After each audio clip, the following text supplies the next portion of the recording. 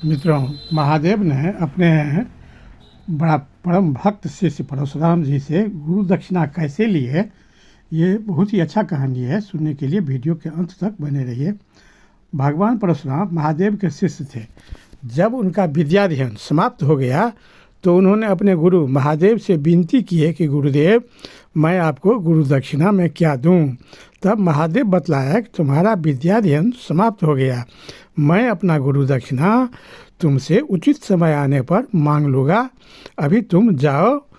भगवान परशुराम गुरु का आदेश शिरोधार्य कर अपने पिता के पास चले आए और वहाँ रहने लगे। उन दिनों धरती पर रावण ब्रह्मा जी और महादेव से बहुत सारे आशीर्वाद पाकर बहुत शक्तिशाली और शक्ति के मद में बहुत ज़्यादा अभिमानी हो गया था। वह हमेशा त्रिलोक विजय पर निकलता रहता था।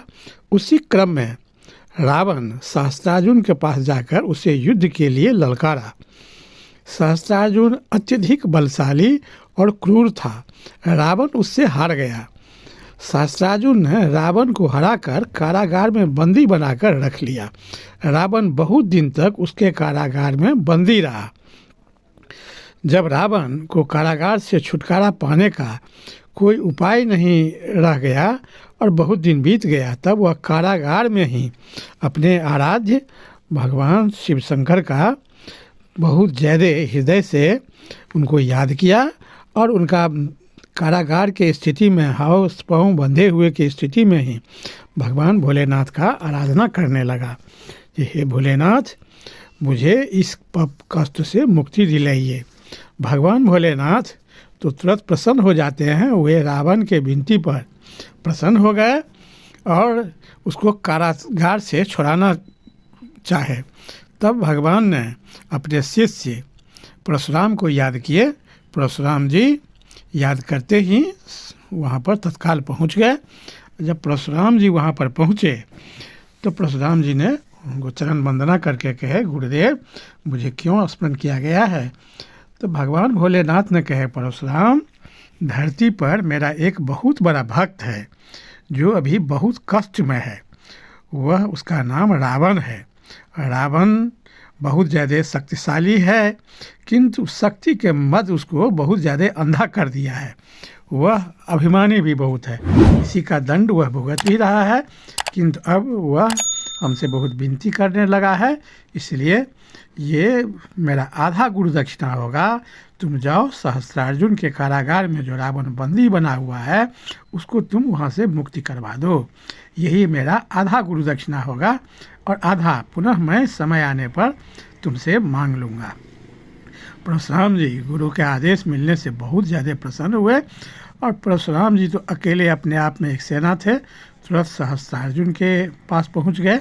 मन के गति से उनको जाने आने की शक्ति प्राप्त थी। परशुराम जी विष्णु भगवान के अंशावतार थे। तो तुरंत सहस्त्रार्जुन के कारागार में पहुँचे और सहस्त्रार्जुन के कारागार में सीधे जा कर के जो कोई भी पहरेदार जितना सैनिक था सबों का वध कर दिया और रावण को वहाँ से छुड़ाया। तो रावण स्वाभिमानी भी था। रावण ने कहा कि तुम मुझे क्यों छुड़ाने आए हो, तुम मुझे क्यों छुड़ा रहे हो, हम किसी का उपकार नहीं लेते हैं। तो परशुराम जी ने कहा कि मैं तुम्हें नहीं छुड़ा रहा हूँ, हमारे गुरुदेव का आदेश हुआ है और गुरुदेव हमसे कहे हैं कि आधा गुरु दक्षिणा मेरा यही है, तुम रावण को सहस्त्रार्जुन के कारागार से मुक्ति कराओ। इसीलिए मैं तुमको नहीं छुड़ा रहा हूँ, ये हम अपने गुरुदेव का आदेश का पालन कर रहा हूँ और तुमको महादेव छुड़ा रहे हैं, उन्हीं का आदेश मिला है, इसलिए तुम्हें छुड़ा रहे हैं।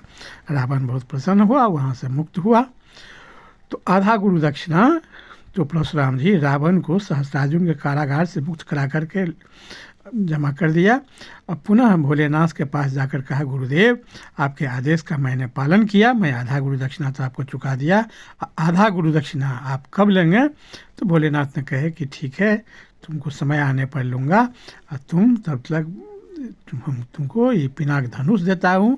इस धनुष से तुम पृथ्वी पर अत्याचारी जो राजा लोग हैं उस सब का वध करो, तुम अपना काम करो। तो परशुराम जी पिनाक धनुष लेकर के चले, परसा था और वहाँ से आकर के पृथ्वी पर जो अताताई राजा सब था उस सबको युद्ध के लिए ललकारते थे। जो उनसे युद्ध करने के लिए तैयार हो जाता था सबों को, पूरा परिवार को मार देते थे। केवल महिलाओं को नहीं कुछ करते थे, बाकी किसी को नहीं जिंदा रहने देते थे।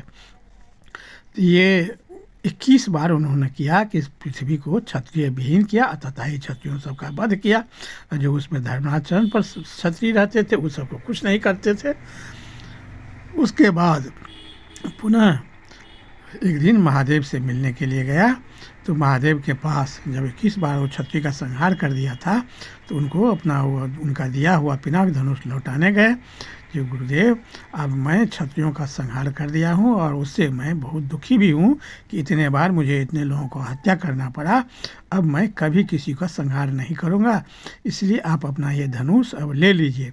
तो महादेव ने कहे कि परशुराम, मुझे आधा जो गुरु दक्षिणा तेरे पास बाकी था वह मेरा आधा गुरु दक्षिणा अब वही होगा कि इस धनुष को तुम किसी योग्य आदमी को दे आओ। पृथ्वी पर 2 मेरा भक्त है, एक लंकापति रावण, दूसरा मिथिला नरेश जनक। इन दोनों में से तुमको मैं इतना अधिकार देता हूँ कि तुम दोनों में से जिसको अच्छा समझो उसको जाकर तुम दे आओ। तो परशुराम जी बड़ा सहर्ष धनुष लेकर के चले। सब पहले रावण के यहाँ गए। रावण परशुराम जी का बहुत सम्मान करने लगा। उसी समय जब परशुराम पहुँचे तो रावण एक ऋषि कुमार को दंडित कर रहा था, उसको प्राण दंड दे रहा था। क्यों? कि वह यज्ञ में रावण का नाम का हवन नहीं किया था।